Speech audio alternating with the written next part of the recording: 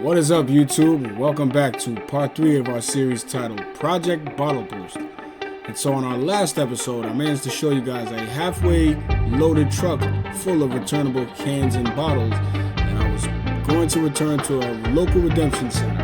And so now we have a full truckload of cans and bottles that I'm going to show you guys step by step how I managed to transfer this load to a local redemption center and got our payback for all these cans and bottles that we bought. So, first things first, always be sure to like, share, and subscribe. Send this video to a local canner. Let's dig in.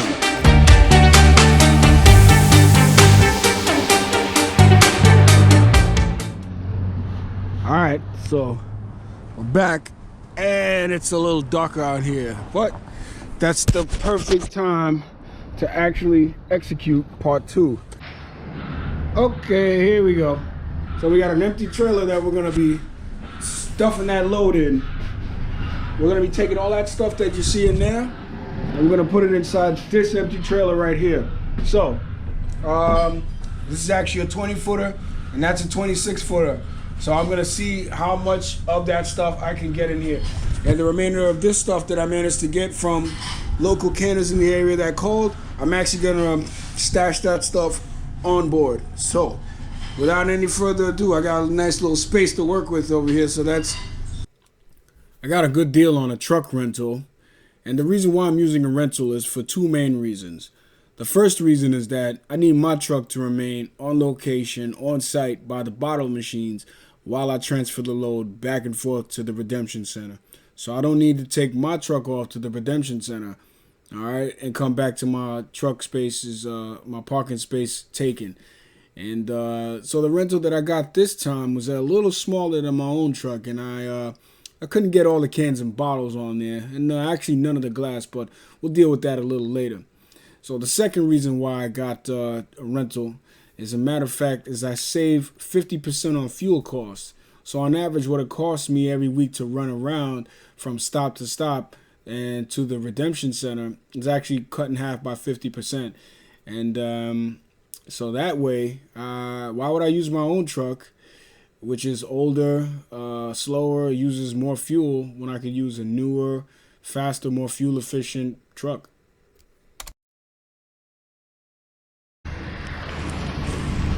Good morning. So, I'm actually on my way to the redemption center this morning. Got a full truck of cans and bottles on here, but it looks like we had like a winter storm last night. Kind of like a little bit of down, kind of some snow that came down. So what I'm gonna do is I'm just gonna scrape this off, this ice off of the windshield before I head out. And it's still pretty early outside, and so what I'm doing is I'm actually making sure that I'm first at the line at the redemption center. So yep, just gonna make sure I get this off the window. We are on our way.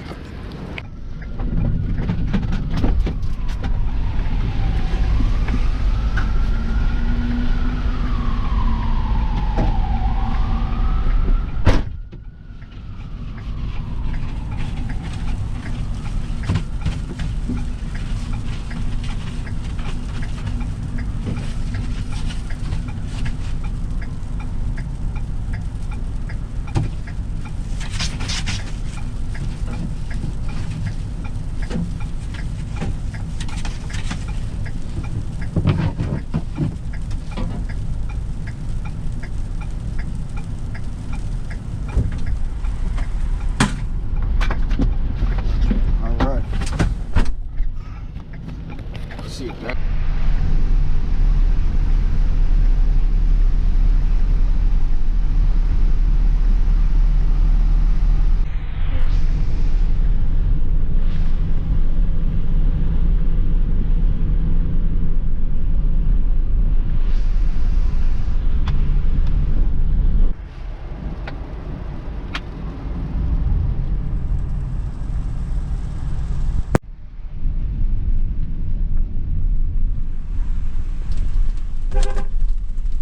Okay, so we're here. So we managed to place a call to the warehouse. Okay, cool. So we managed to place a call to the warehouse to get ahead of the line. And it's a little down, outcast. I said outcast.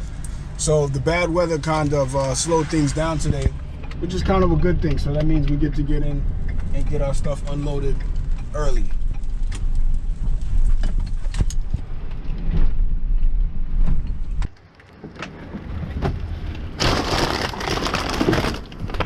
Okay, so we're here at the warehouse, and we're first in line to get our stuff unloaded. It doesn't look like anybody else showed up, and here we are. So what I'm gonna do is I'm not sure if any workers are gonna help me unload the truck, or I'm gonna have to actually help and toss the stuff off and get it counted myself. So here we are. This is it. So let's give it a couple minutes to wait it out and see where our helpers are at to help us unload this load. Okay. All right. So let's unload this monster. All right. So now that we managed to count a few of the bottles, we cleared out the area. We're gonna have our friend Jimmy gonna help us count our stuff. Okay, 300 más. 3. Yep. Yep. 150.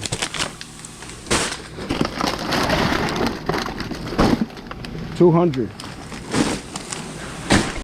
So getting the truck unloaded at the Redemption Center is a pretty straightforward process. How it works is that I just call out the numbers that are written on each bag, and one by one I toss the bags off the truck and getting them counted by the tally man, and so we can get our final count as to how many cans and bottles came off of this truck.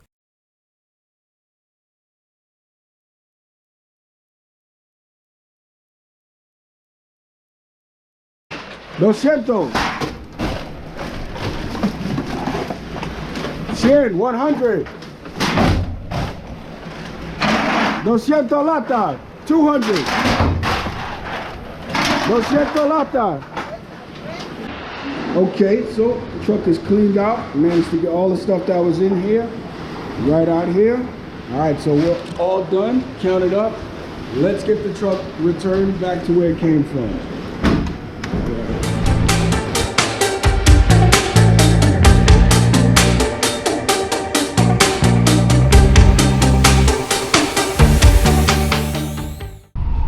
Alright guys, so look, guess who I bumped into?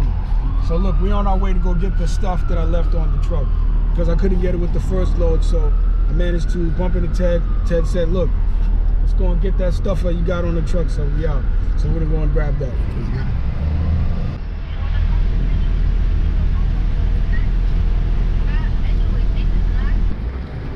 This is pretty much the stuff that I couldn't get out of the way.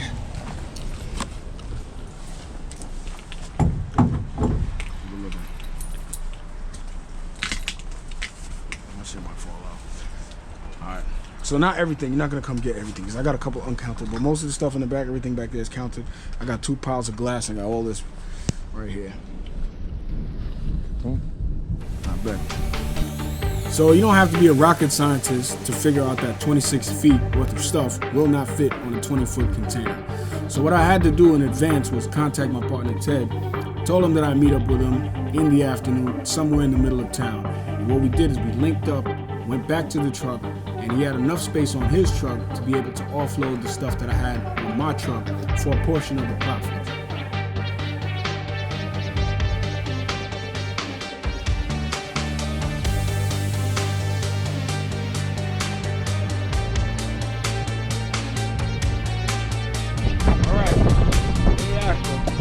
And we managed to get most of the stuff off the truck. Couldn't get it all. Couldn't get it all. This truck had way too much stuff on here. So let's take a look at the aftermath. All right, so This is the remainder of all of the stuff that we had from that load. It's just a bunch of uncounted, semi-sorted material. This is it. So we got our first bag of sorted out material onto this next new truckload. All right, so let's get this place cleaned up. Overall, I'd say this first truckload was actually a pretty good success, despite even having a truck that could hold less product than my own truck, which wasn't really a big deal because the entire experiment was based on being able to fill up this truck within a week's period and how fast I could fill it up. And it actually worked out pretty well. So it's just a few things that I have to work on with this new system that I'm building. How do I manage inventory, like all the new intake of cans and bottles that come on board? They actually tend to come on board a lot faster than I can sort them out by individual companies. So I'm coming up with a new system on how to manage inventory and count my materials. So stay tuned, guys. Okay, so wow, before I could even start getting this thing cleaned up, we already got a few customers. Actually that showed up. So let's take care of them before we get this chaos in here cleaned up. 1.80. ¿O te quiere contar a cualquier? No, yo no quiero que cuente. Ya cuente nomás. Si quieres te cuente, pero Oh, tú tienes 100% confianza en mí que yo sí. También. Ya, no Okay, no problema. No le robo. And so we got some bins that we're going to be using to sort out product specifically by distributor. And I've already gotten a head start. So I'm deciding on what to sort out first, because the glass over here that I have bagged up in groups of 50, but I have some loose left over that I'm going to have to combine together. And so that's what we're going to be doing. So we're going to be sorting out what we have today. This stuff that I have in the corner, not this bag, is the beginning of a new count. So I have product that's already sorted. And this is the water bottle, predominant brand in the area. This is the product that comes in the most. So let's get sorting, y'all. Okay, what's up, guys? So this part of this segment is actually where I answer your viewer questions. And so I'm actually looking over a few of your questions, and I see a lot of you guys have asked some really great questions. So we're just gonna go and get into it immediately. So it says here, we have a question from Greg Elliott 5016. Greg just straight off the bat says, maybe you should look into opening your own redemption center. Trust me, Greg, I have looked into it. And at the scale that I'm operating right now, I would not have the necessary required volume to be able to keep the place. And so starting small is always the best way to start. I don't want to actually incur a lot of debt for rent and everything like that when I don't have the volume necessarily. The redemption business is very, very difficult to operate, and you need a lot of capital up front to be able to sustain. Payment periods sometimes take a month and that sort of thing. Sorry about that. So payment periods would sometimes take a month to get paid out from the distributors and that sort of thing. So you got to be able to sink or swim for at least 30 to 60 days. And so, if you have payroll and things like that, it's very hard to operate. And recently, New York State has been absolutely just crapping on redemption center owners by not raising the handling fees, which we'll get into that in another episode. And thanks for asking. The next question comes from Namel Morgan. Namel, how you doing? Namel Morgan 8074 says, that's a master plan. The machine only does $12 at a time. Not really sure, and they're always breaking down and need to be emptied. Do I need a pickup truck to do something like this? And are you located in one area, or do you travel to different locations for this beautiful operation? Well, thank you for asking me that question, Namel. I wanted to say that originally, yes, I went from location to location, traveling for clients and meeting them at their location. And, tolls, gas, insurance costs, tolls, fuel, insurance costs, all started to bite me in the butt when things got a little slow. So I'm actually scaling back my operations and maintaining just one location, a few hours a day. And yeah, I'm located in the Bronx. So if you want to get at me and we'll talk business, reach out to me I'm gonna send a link in the description of the video on how to reach out to me. And yeah, so it says here, who else? So we have another question from Abigail Koval, 1426.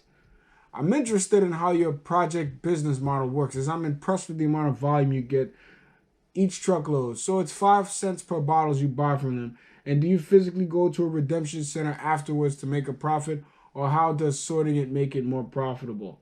Well, simply put, there's a handling fee associated with handling the containers from the distributors.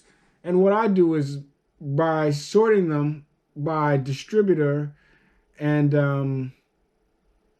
by typing distributor, what I do is actually I earn up to an extra 2 cents per container. And so you gotta figure how much is that in a full truckload. So the amount invested, let's say I purchase, let's get a calculator out here. Let's say I purchase 10,000 cans, right, at 5 cents, right? 10,000 cans at 5 cents is $500, right? Okay, cool. How about we purchase 10,000 cans at 5 cents, but then I resell them for 7 cents. And so you see, I make a $200 profit just on every 10,000 pieces that I do have sorted out. And the truck would hold around 40,000 pieces. So let's just say 200 times 4.